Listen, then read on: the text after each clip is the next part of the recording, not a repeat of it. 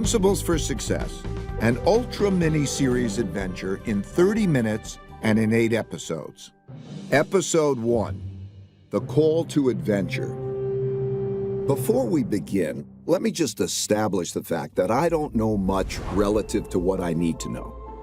Whatever success I've had in life has more to do with my knowing how to deal with my not knowing than anything I know.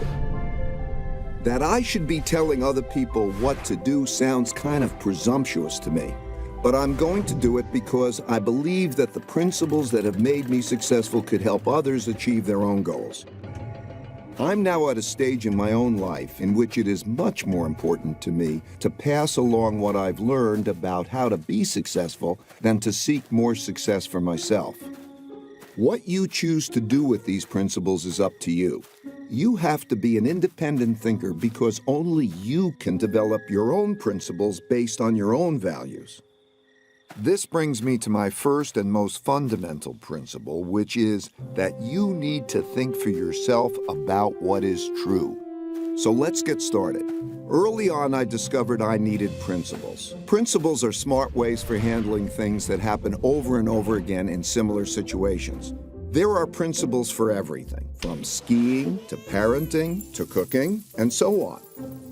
I'm going to share some of my most important overarching life principles that influence how we approach everything that we do. I didn't start out with principles. I acquired them over a lifetime of experiences, mostly from making mistakes and reflecting on them. My life principles are simple, but they're not complete. I still struggle to make the best decisions, and I still make mistakes and learn new principles all the time. This is the reality.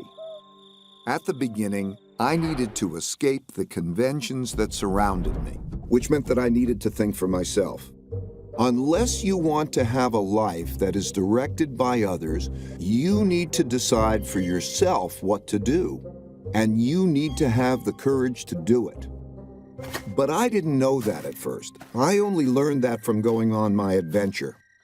Looking back on my own journey, I now see that time is like a river that carries us forward into encounters with reality that require us to make decisions. We can't stop our movement down this river, and we can't avoid the encounters. We can only approach them in the best possible way. In your lifetime, you will face millions of decisions. The quality of your decisions will determine the quality of your life. Over the course of my lifetime, the most valuable things I've learned were the results of mistakes I reflected on to help form principles so I wouldn't make the same mistakes again. These principles took me from being a very ordinary middle-class kid from Long Island to becoming very successful as judged by conventional measures.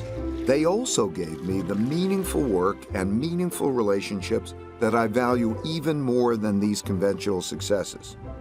People often ask me how I did it. I can assure you it wasn't because of my uniqueness as a person. It was the result of a unique approach to life I believe almost anybody can adopt. It starts with embracing reality and dealing with it. In episode 2, I'll explain what that means.